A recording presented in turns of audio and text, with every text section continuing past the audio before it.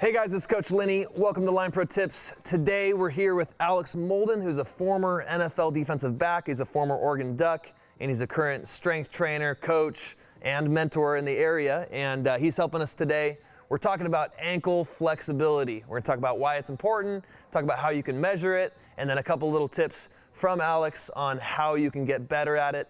Take it away, Mr. Molden. All right. So one thing with ankle mobility is if you have stiff ankles, and we're going to go through a little test, but if you have stiff ankles, the next joint up will pay the price. The next joint up is the knee joint, okay? So we want to make sure we take care of our ankles, okay? And so one test is to just ball up your fist, okay, and go up against the wall, and then just have your hand touching, okay? Now, if you cannot touch your knee to the wall with keeping your heel on the ground, you have a chance to get injured. You have stiff ankles, okay? So we want to make sure we address that.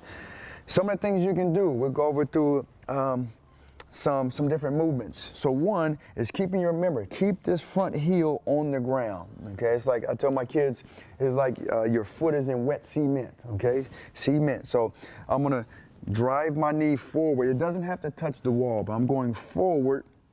I typically have my guys and girls go for about 5 reps.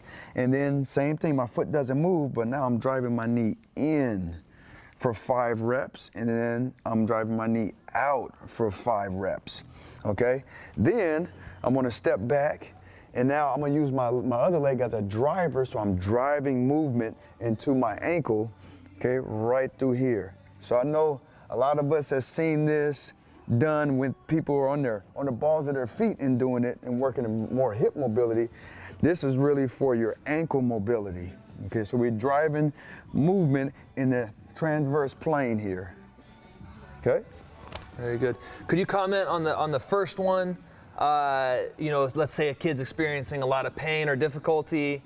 You know, how much should they push through that, or is there a percentage you could give up to a pain point they should go to for safety? Yeah. You know, how hard should they push to try to increase the flexibility there? So I would say if you, in terms of like with the test, I mean, that's one thing. If you can't get to that, then I would say, got some work to do. Yeah, you got some work to do. Go see a PT. You know, it can help you out. You know, kind of figure out what's going on in there. It could be genetic. Yeah. You know, it could be genetic. You could have some floating bodies in there and whatnot, some floating particles. And guys, when you go from being 5'11" to 6'4" over the matter of a year, and your hips and your everything can wear that a little bit, I see it a lot. The ankles struggle.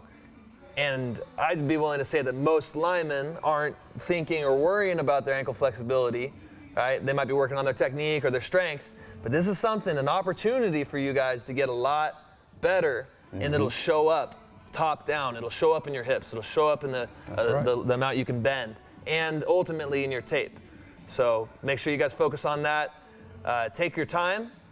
How many sets and reps then? So you said 5 reps? I would say 5 reps in every direction, and then even with the transverse leg swings, that's all you need is 5. Awesome. Yeah. Really appreciate it. Thank you much. We'll see you guys next time on LInepro Tips.